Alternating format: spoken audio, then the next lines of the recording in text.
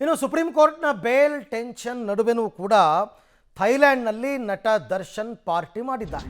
ನಿಮಗೆಲ್ಲ ಗೊತ್ತೇ ಇದೆ, ಡೆವಿಲ್ ಚಿತ್ರದ ಶೂಟಿಂಗ್ಗೆ ಅಂತ ಅವರು ಪರ್ಮಿಷನ್ ತಗೊಂಡು ಥೈಲ್ಯಾಂಡ್ಗೆ ಹೋಗಿದ್ದಾರೆ. ಅಲ್ಲಿ ಬಿಂದಾಸ್ ಪಾರ್ಟಿ ಮಾಡಿದ್ದಾರೆ. ಚಿತ್ರೀಕರಣವನ್ನು ಮುಗಿಸಿ ಪಾರ್ಟಿ ಮಾಡಿದ್ದಾರೆ ದರ್ಶನ್. ಡೆವಿಲ್ ಸಿನಿಮಾದ ಶೂಟಿಂಗ್ಗೆ ಅಂತಂದ್ಬಿಟ್ಟು ಅವರೆಲ್ಲ ಇಡೀ ಟೀಮ್ ಅಲ್ಲಿ ಹೋಗಿದೆ, ಥೈಲ್ಯಾಂಡ್ಗೆ ಹೋಗಿದೆ. ಬ್ಯಾಂಕಾಕ್ನಲ್ಲಿ ಶೂಟಿಂಗ್ ನಡೀತಾ ಇದೆ. 10 ದಿನ ಅಲ್ಲೇ ಇರ್ತಾರೆ.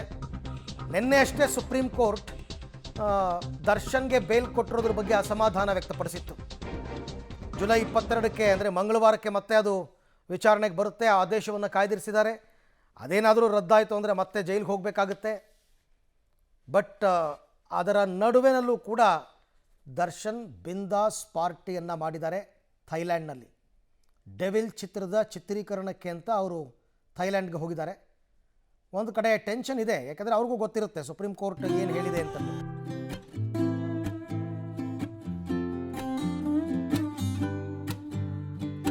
ರೈಟ್, ಈ ಬಗ್ಗೆ ಮತ್ತಷ್ಟು ಮಾಹಿತಿ ನನ್ನ ಕೊಲೀಗ್ ಭಾರತಿ ಅವರಿಂದ ಪಡ್ಕೊಳ್ಳೋಣ. ಭಾರತಿ, ಒಂದು ಕಡೆ ಸುಪ್ರೀಂ ಕೋರ್ಟ್ ಅಸಮಾಧಾನ ವ್ಯಕ್ತಪಡಿಸಿದೆ ದರ್ಶನ್ಗೆ ಜಾಮೀನು ಕೊಟ್ಟಿರೋ ವಿಚಾರ.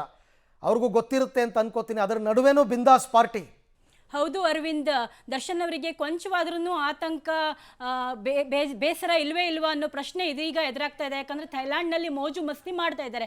ಅಂದಹಾಗೆ ದರ್ಶನ್, ರೇಣುಕಾಸ್ವಾಮಿ ಕೊಲೆ ಆರೋಪಿಯಾಗಿ ಇರುವ ದರ್ಶನ್ ಕಳೆದ ಡಿಸೆಂಬರ್ನಲ್ಲೇ ಹೈಕೋರ್ಟ್ನಿಂದ ಜಾಮೀನು ಪಡ್ಕೊಂಡಿದ್ರು. ಅದಾದ ಬಳಿಕ ಶೂಟಿಂಗ್ನಲ್ಲಿ ಭಾಗಿಯಾದರು. ಕೊಂಚ 1-2 ತಿಂಗಳು ಸ್ವಲ್ಪ ರಿಲ್ಯಾಕ್ಸ್ ಮಾಡಿದ್ರು. ಜಾಮೀನಿಗೆ ಅವರು ಕಾರಣ ಕೊಟ್ಟಿದ್ರಲ್ಲ, ಬೆನ್ನು ನೋವು ಆಗೋದೇ ಇಲ್ಲ, ಈಗ ಇಮಿಡಿಯೇಟ್ ನಾನು ಸರ್ಜರಿ ಮಾಡಿಸ್ಕೊಳ್ಳೇಬೇಕು, ಈ ಥರದ ಒಂದಿಷ್ಟು ವಿಚಾರಗಳು ಎತ್ತಿದ್ರಲ್ಲ. ಇದರ ಕುರಿತಾಗಿ ಹೈಕೋರ್ಟ್ನಲ್ಲಿ ದರ್ಶನ್ ಅವರಿಗೆ ಜಾಮೀನು ನೀಡಿರುವ ವಿಚಾರವಾಗಿ ಸುಪ್ರೀಂ ಕೋರ್ಟ್ನಲ್ಲಿ ಅಪೀಲ್ನ ಹಾಕಲಾಗಿತ್ತು. ಆ ವಿಚಾರಣೆ ಇದೇ ಜುಲೈ 22ಕ್ಕಿದೆ. ಈ ಆತಂಕದ ನಡುವೆ ದರ್ಶನ್ಗೆ ಖಂಡಿತವಾಗಲೂ ಒಂದು ಸಂಕಷ್ಟವಂತೂ ಎದುರಾಗುವಂಥ ಸಾಧ್ಯತೆ ಇದೆ. ಯಾಕಂದರೆ ಆ ರೀತಿಯಾಗಿ ಹಿಂದಿನ ಅವರ ಕೇಸ್ಗಳನ್ನೆಲ್ಲ ಕೆದಕಲಾಗಿದೆ. ಹೀಗಾಗಿ ದರ್ಶನ್ಗೆ ಒಂಚೂರು ಆತಂಕ ಇಲ್ಲದೇನೆ ಥೈಲ್ಯಾಂಡ್ನಲ್ಲಿ ಅವರು ಆರಾಮಾಗಿ ಮೋಜು ಮಸ್ತಿ ಪಾರ್ಟಿ ಮಾಡ್ಕೊಂಡಿದ್ದಾರೆ. ವಾಟರ್ ಸ್ಪೋರ್ಟ್ಸ್ ಆಕ್ಟಿವಿಟೀಸ್ ಮಾಡ್ತಾ ಇದ್ದಾರೆ, ವಾಟರ್ ಜೆಟ್ ಓಡಿಸ್ಕೊಂಡು ಆರಾಮಾಗಿದ್ದಾರೆ, ಶೂಟಿಂಗ್ನಲ್ಲಿ ಭಾಗಿಯಾಗ್ತಾರೆ. ಅಲ್ಲಿಂದ ಒಂದಿಷ್ಟು ವಿಡಿಯೋಗಳನ್ನು ಅವರ ಫ್ರೆಂಡ್ಸ್ಗಳು ಶೇರ್ ಮಾಡ್ತಾ ಇದ್ದಾರೆ. ಹೀಗಾಗಿ ಅವರಿಗೆ ಈ ಥರದ ಒಂದು ಎಲ್ಲ ಆತಂಕ ಇದ್ರೂ ಕೂಡ 7 ಜನರಿಗೆ ಏನೋ ಅಪೀಲನ್ನು ಹಾಕಲಾಗಿತ್ತು ಹೈಕೋರ್ಟ್ನಲ್ಲಿ ನೀಡಿರುವಂತಹ ಜಾಮೀನು ರದ್ದಿಗೆ.